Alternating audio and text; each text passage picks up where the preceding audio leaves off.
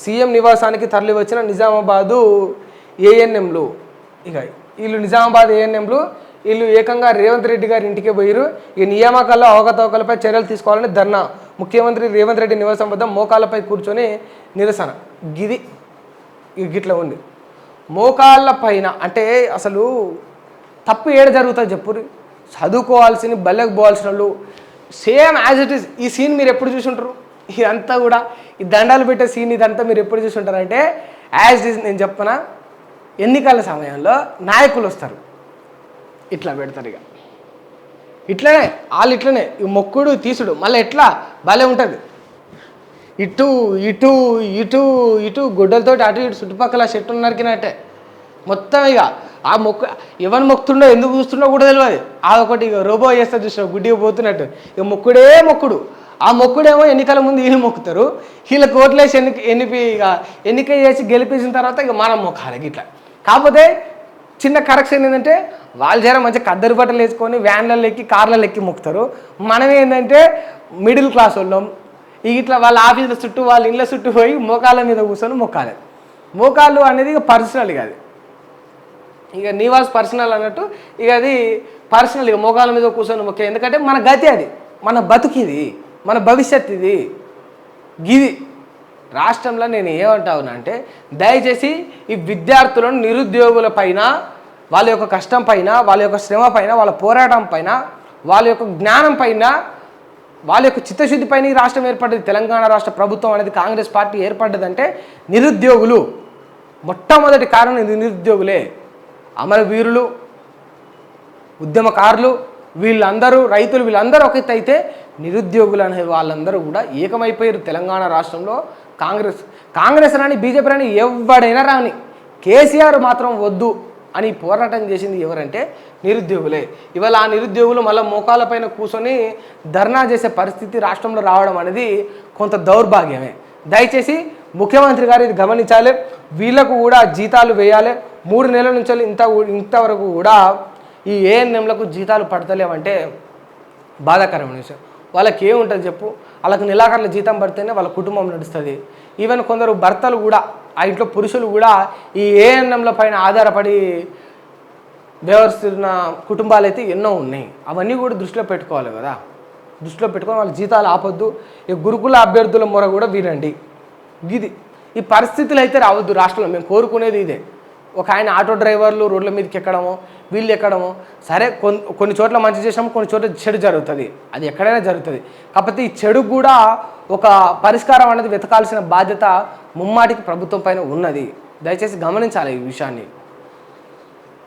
Right. 7 Telangana మండలాలు ఇస్తేనే ప్రమాణం చేశా. 7 తెలంగాణ మండలాలు ఇస్తేనే ప్రమాణం చేశా. నా ఒత్తిడితోనే మోదీ ఆగమేఘాలపై ముంపు మండలాల ఆర్డినెన్స్ తెచ్చారు. మోదీ బాబు మిలాఖత్తు మరోసారి బట్టబయలయ్యాయి. లేకపోతే సీఎంగా ప్రమాణం చేయబోనని చెప్పా. 2014 నాటి విషయాన్ని వెల్లడించిన చంద్రబాబు పురిటి బిడ్డ నుంచి మండలాలు లాగేసిన ప్రధాని. టీడీపీతో సఖ్యత కోసం తెలంగాణకు అన్యాయం. బాబు నోటి వెంట అసలు వాస్తవం బయటకు వచ్చింది. మండలాల్ని వెనక్కి తెస్తామంటూ మేనిఫెస్టోలో పెట్టిన కాంగ్రెస్ ఇప్పుడు బాబు మాటపై మౌనం. తేరు ఏం చేస్తారు మీరు? రేవంత్ రెడ్డి గారు 7 మండలాలను వెనక్కి తేరు. మీరేం చేస్తారు? తేరు రేవంత్ రెడ్డి గారు మండలాలను వెనక్కి తేరా. మీరేం చేస్తారు? ఓట్లేసి ఎన్నుకుంది మీరే. తేరు రేవంత్ రెడ్డి గారు ఏం చేస్తారు? ఇప్పుడు రేవంత్ రెడ్డి గారు అధికారంలో ఉన్నాడు. మీరేమైనా చేయగలుగుతారా? రేవంత్ రెడ్డి గారిని లోక్సభ ఎన్నికల్లో కూడా మీరే ప్రోత్సహించారు. వాళ్ళకి 50 వీళ్ళకి 50 ఇచ్చిండ్రు. మీరేమన్నా రేవంత్ రెడ్డి గారిని చేయగలుగుతారా? రేవంత్ రెడ్డి గారిని ఓట్లేసి ఎన్నుకున్న వాళ్ళకి క్వశ్చన్ చేసే దమ్ము ధైర్యం ఉన్నదా? మన తెలంగాణ మండలాలని 7 మండలాలను తీసుకుపోయి ఆంధ్ర రాష్ట్రంలో విలీనం చేసిర్రు. బాబు దాన్ని లాక్కున్నాడు, గుంజుకున్నాడు, తీసుకుపోయి జేబులో వేసుకున్నాడు అని స్పష్టంగా తెలిసినా కూడా రేవంత్ రెడ్డి ఏం చేయడా? మీరు రేవంత్ రెడ్డిని క్వశ్చన్ చేసే దమ్ము మీ కాడున్నదా? రేవంత్ రెడ్డి చెయ్యడు. 7 మండలాన్ని వెనక్కి తీసుకురాడు. కేవలం ఎన్నికల ప్రచారం వరకే బాబు కట్టుబడి ఉంటాడు రేవంత్ రెడ్డి గారు. వాళ్ళ బంధం అలాంటిదని నేను చెప్తున్నా. నేను ధైర్యంగా చెప్తున్నా. రేవంత్ రెడ్డిని క్వశ్చన్ చేసే దమ్ము ధైర్యం మీ దగ్గర ఉందా? రేవంత్ రెడ్డిని 7 మండలాలు తీసుకురమ్మనే ధైర్యం మీ దగ్గర ఉందా? తీసుకురాడు రాడు. ఇది స్పష్టం, ఇది క్లియర్. ఎందుకు? వాళ్ళ స్నేహాన్ని ఎందుకు చెడగొట్టుకుంటారు? వాళ్ళ బంధాన్ని ఎందుకు చెరిపేసుకుంటారు? మంచిగా 10 కాలాల పాటు పచ్చగా ఉండాలి, పచ్చగా ఉండాలి ఆ బంధం అనేది. చెరిపేసుకోరు వాళ్ళు. ఫ్లయాష్ రవాణాలో భారీ కుంభకోణం, అనుమతి కంటే 2 రవాణా, రోజుకు 300 లారీలు ఫ్లయాష్ రవాణా, ఒక్కో దానిపై 30,000 అక్రమ సంపాదన. ఎన్టీపీసీ తీరుపై ఢిల్లీలో ఫిర్యాదు చేస్తాం, బీఆర్ఎస్ ఎమ్మెల్యే పాడి కౌశిక్ రెడ్డి అంటుండు. దీనిపైన విచారణ జరగదు, ఎందుకంటే ఇప్పుడు అధికారంలో ఉంది వాళ్ళే కనుక. ఇచ్చిందెవరు, రద్దు ఎందుకు? 5 మద్యం కంపెనీలను ఇచ్చిన అనుమతులపై విచారణ జరపాలి, ఇందుకు బాధ్యతలు ఎవరో తేల్చాలి, మంత్రి రాతపూర్వక వివరణ ఇవ్వాలి, బీఆర్ఎస్ నేత ఈ క్రిషాంక్ డిమాండ్ చేస్తున్నట. ఇక్కడ చూసుకుంటే మద్యంది ఏది, ఈ క్రిషాంక్ మాట్లాడింది ఏంది, ఇది మద్యం విషయంలో అవకతవకలు. ఇక్కడ చూసుకుంటే ఇక బూడిద వదలని మంత్రి పొన్నం, బూడిదను కూడా వదులుతాడట. ఇసుక దందా, బూడిద దందా, ఇక అన్ని దందాలన్నీ మంత్రి పొన్నం గారు చేస్తున్నారట. ప్రజలు అబ్జర్వ్ చేయాల్సింది ఒకటి ఏంటంటే, అధికారంలో ఉన్న వాళ్ళపైన ఎప్పుడు కూడా ఎటువంటి విచారణ జరగదు. ఇప్పుడు కాళేశ్వరం విషయంలో కావచ్చు, మళ్ళా విద్యుత్ విషయంలో కావచ్చు, ఈవెన్ మాజీ ముఖ్యమంత్రి అయినా 2 టర్మ్స్ ముఖ్యమంత్రి అయినా కూడా సీఎం కేసీఆర్ గారికి కూడా విచారణ పిలిచే పరిస్థితి ఇప్పుడు చూస్తున్నాం. విద్యుత్ విషయంలో మంత్రి పొన్నం ప్రభాకర్ పైన ఈ అంశాలు వీళ్ళెవరు లేవనెత్తినా కూడా ఒక విచారణ కాదు కదా, అట్లీస్ట్ ఏది కూడా ఉండదు. ఎందుకంటే అధికారంలో ఉన్న వాళ్ళకి ఎప్పుడు మీరు గమనించాలి ప్రజలారా, నాయకులు అందరూ కూడా బాగానే ఉంటారు అధికారంలో ఉన్నప్పుడు. కేసీఆర్ గతంలో అధికారంలో ఉన్నప్పుడు ఎప్పుడైనా బీఆర్ఎస్ నాయకులపైన విచారణ జరిపించిండా? బీఆర్ఎస్ నాయకులపైన ఎప్పుడైనా కేసీఆర్ విచారణ జరిపించాడు. జగన్మోహన్ రెడ్డి అధికారంలో ఉన్నప్పుడు వైసీపీ నాయకులపైన విచారణ జరిపించాడు. ఇది జరగదు. వాళ్ళని వాళ్ళు కాపాడుకుంటారే తప్ప చెడగొట్టుకోరు. వీళ్ళ కోసం కొట్టుకొని తన్నుకొని నెత్తురు వాళ్ళ కొట్టుకొని చచ్చిపోయేది ఎవడంటే ఒక కార్యకర్త. ప్రతిరోజు కార్యకర్త గురించి మొత్తుకుంటూనే ఉన్నా, సందర్భం వచ్చిన ప్రతిసారి కార్యకర్త గురించి మొత్తుకుంటూనే ఉన్నా. తలలు పగిలేది కార్యకర్తలవే, ఏసీల్లా పండుకునేది నాయకులు. తలలు పలిగేది కార్యకర్తలవే, నాయకులకు ఒరిగేది ఏమీ లేదు, శూన్యం. పాడి కౌశిక్ రెడ్డి ఏడబెట్టిండు ప్రెస్ మీటు, వాళ్ళ తెలంగాణ భవన్లో పెట్టిండు, వాళ్ళ పార్టీ భవన్లో పెట్టిండు. క్రిషాంక్ ఏడబెట్టిండు, ఈయన కూడా వాళ్ళ పార్టీ ఆఫీస్లో పెట్టిండు. అటు పొన్నం ప్రభాకర్ పోయి మళ్ళా ఆడ గాంధీ భవన్లో పెడతాడు. వీళ్ళు బాగానే ఉంటారు. ఇక చూసుకో వీళ్ళ ముచ్చట ఏమైతే చెప్తా.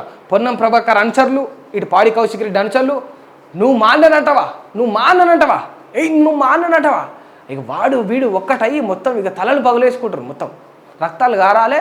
ఎయిమ్స్ హాస్పిటల్కు, నిమ్స్ హాస్పిటల్కు పోవాలి ఒక్కొక్కడు. ఇక వీళ్ళు ఏమైనా చేస్తారు, వీళ్ళేమో పోయి మళ్ళీ సరే మా కార్యకర్తలు కొట్టుకొని చచ్చిర్రా, నీ వల్లనే మా కార్యకర్తలు దెబ్బలు తగిలేరా అని చెప్పేసి పోయి పాడి కౌశిక్ రెడ్డి ఏమైనా పొన్నం ప్రభాకర్ని కొట్టేది ఉందా? పొన్నం ప్రభాకర్ గారు వచ్చి రెడ్డి కాదు, పొన్నం ప్రభాకర్ వచ్చి పాడి కౌశిక్ రెడ్డిని కొట్టేది ఉందా? ఉండదు.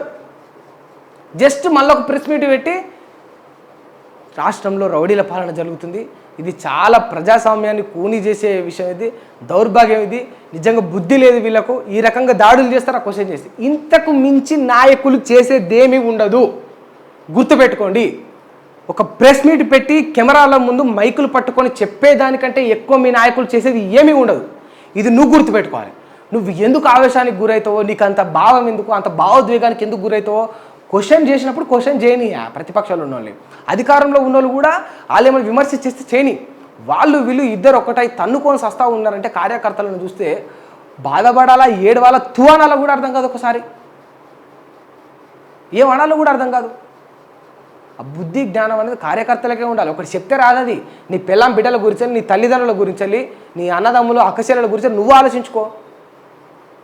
ఇప్పుడు గిన్ని మాటలు మాట్లాడినా పాడి కౌశిక్ రెడ్డి బిడ్డకి ఏమైనా నష్టం జరుగుతా? మంచిగా ఉన్నది కదా. పొన్నం ప్రభాకర్ గారి తనయులకు కావచ్చు, కూతురు కావచ్చు, ఏమైనా అవుతుందా? ఏం ఉండదు కదా. వాళ్ళు బాగానే ఉంటారు ఆ నాయకులు. మీరే అనవసరంగా కొట్టుకొని చచ్చిపోతుంటారు వాళ్ళ కోసం. దయచేసి ఇది మీరు గమనించాలి, కార్యకర్తలు గమనించాలి. రైట్. ఆంధ్రజ్యోతి, ఇక ఆంధ్రప్రదేశ్ ప్రజల కళ సాకారానికి శుభాకాంక్షలట.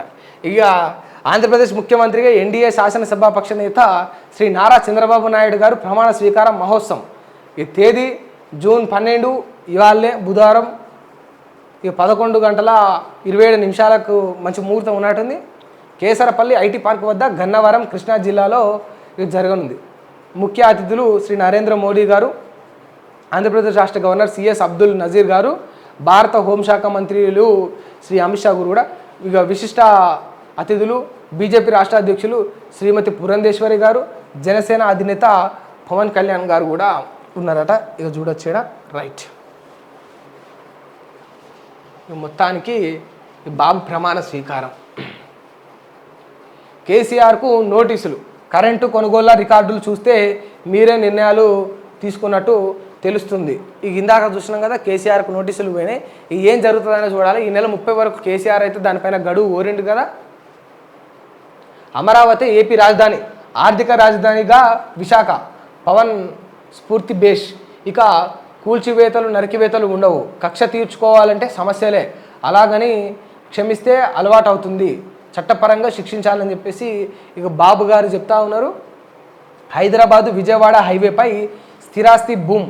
ఏపీలో చంద్రబాబు సర్కారు రావడంతో ప్రభావం. హైదరాబాదు మార్కెట్లలో స్తబ్దత అయినా ఆశావాహకమే. స్థిరాస్తి కన్సల్టెన్సీ సంస్థ అన్రాక్ అంచనా కూడా వేస్తున్నట. ఇక నేడు బాబు ప్రమాణ స్వీకారం. ఏసీ శాసనసభ పక్ష నేతగా చంద్రబాబును ప్రతిపాదించిన కొణిదెల పవన్ కళ్యాణ్ గారు, పిఠాపురం ఎమ్మెల్యే. చంద్రబాబును ఏపీ శాసనసభ పక్ష నేతగా ఎన్నుకోనున్న కూటమి ఎమ్మెల్యేలు ఇక 11:27 ముఖ్యమంత్రిగా ప్రమాణ స్వీకారం చేస్తారు. ఇక అంతా చదివిందే వార్త. ఇక చూడాలి, ఇక పవన్ కళ్యాణ్ డిప్యూటీ సీఎం అవుతాడా అవ్వడా అనేదే క్వశ్చన్ మార్క్.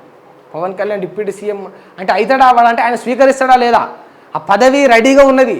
నేను పవన్ కళ్యాణ్ దగ్గరికి చేరిపోతా అని చెప్పేసి డిప్యూటీ సీఎం పదవి రెడీగా ఉన్నది, ఇవ్వడానికి అందరు రెడీగా ఉన్నారు. బట్ పవన్ కళ్యాణ్ దాన్ని స్వీకరిస్తాడా లేడా అనేదే ఇక్కడ క్వశ్చన్ మార్క్.